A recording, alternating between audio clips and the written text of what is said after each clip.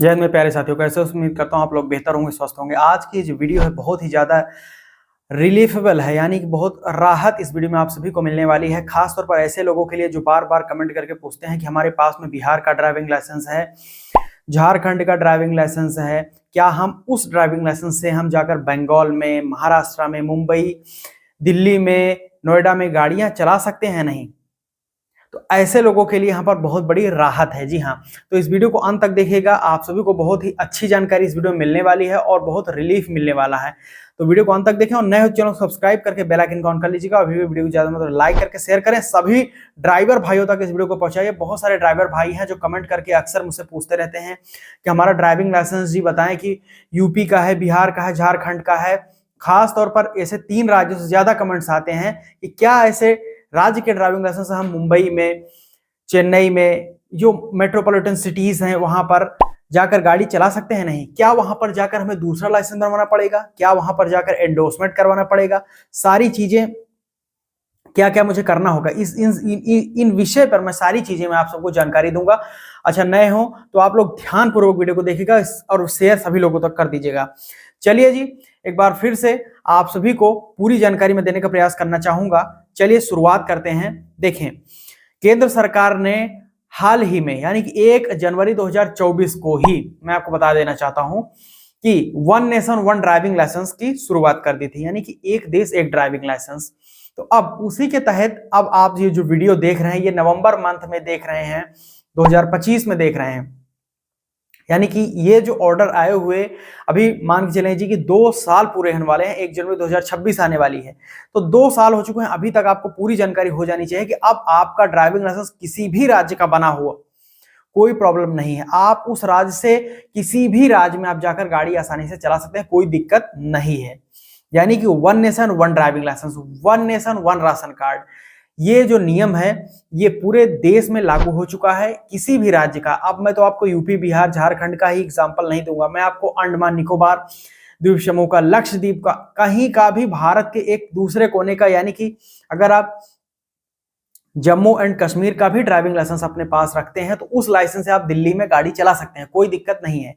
UP का है, झारखंड का है, बंगाल का है, बिहार का है, हर एक राज्य में कहीं पर भी आपको कोई रोक टोक नहीं होगी। जो भी पुलिस वाला अगर आपको रोकता है दूसरे राज्य से, उसके ऊपर विधिक कार्रवाई की जाएगी, क्योंकि अब one nation one driving licence के तहत एक देश में एक ही लाइसेंस अब आपके लिए होना चाहिए और ये नियम लागू हो चुका है। साथ ही साथ यहाँ पर एक और चीज जानकारी दूंगा कि ये तो आप सभी के बहुत बड़ी खुशखबरी है कि आपको दूसरे राज्य में ड्राइविंग लाइसेंस वहां पर जाकर कोई जरूरत नहीं बनवाने की। एक चीज यहाँ पर ये नोट कर लीजिएगा कि जिस भी आप राज्य में जा रहे हैं, जैसे कि महाराष्ट्र में जा रहे हैं, मुंबई जा रहे हैं, यूपी बिहार का लाइसेंस है, किसी भी राज्य का लाइसेंस है, तो उस लाइसेंस से उस राज्य में गाड़ी चलाने से पहले आप लोग को इतना पता कर लेना चाहिए कि क्या वहां पर जो है आपको पीएसवी बैज बनवाना पड़ेगा कि नहीं। कई कई राज्यों में अभी भी पीएसवी यानी कि पब्लिक सर्विस व्हीकल बैज जो है अनिवार्य है, वो बनवाने के बाद में ही आप उस राज्य में कमर्शियल, टैक्सी, ऑटो रिक्शा ये सब चला सकते हैं। तो पीएसवी बैज बनवा लीजिएगा, लाइसेंस कहीं कहीं का भी हो, कोई दिक्कत नहीं है, ये नोट कर लीजिएगा, ठीक है। उसके बाद में अब साथ ही साथ यहाँ पर आपको एक और चीज में जानकारी देना चाहता हूं कि यदि आप उस राज्य में जाकर परमानेंट शिफ्ट हो चुके हैं, परमानेंट के यानी कि मूल निवासी हो गए हैं, उत्तर प्रदेश के रहने वाले हैं, झारखंड, बिहार, पश्चिम बंगाल, और आप स्विच करके दिल्ली में गए या मुंबई में गए, वहां पर परमानेंटली आप सेटल्ड हो गए हैं, तो ऐसी दशा में आप सभी को ये जानकारी होनी चाहिए कि उस राज्य में आप जब परमानेंट निवासी हो जाते हैं तो आपको अपने ड्राइविंग लाइसेंस पर पता जो है चेंज करवाना पड़ता है, यानी कि एड्रेस। लाइसेंस को कुछ नहीं होगा, यानी कि कोई रिन्यूएबल नहीं होगा, कुछ भी उसमें चेंजेस नहीं होंगे, लेकिन उस राज्य का आपके पास एड्रेस वहां का होना चाहिए अगर आप वहां पर परमानेंट शिफ्ट हो चुके हैं। तो यदि आप किसी काम से गए हैं, रोजगार के सिलसिले में गए हैं, दवाई पढ़ाई के सिलसिले में गए हैं, तो कोई दिक्कत नहीं है, कोई भी एड्रेस वगैरह चेंज करवाने की जरूरत नहीं है। ये है पूरा नियम।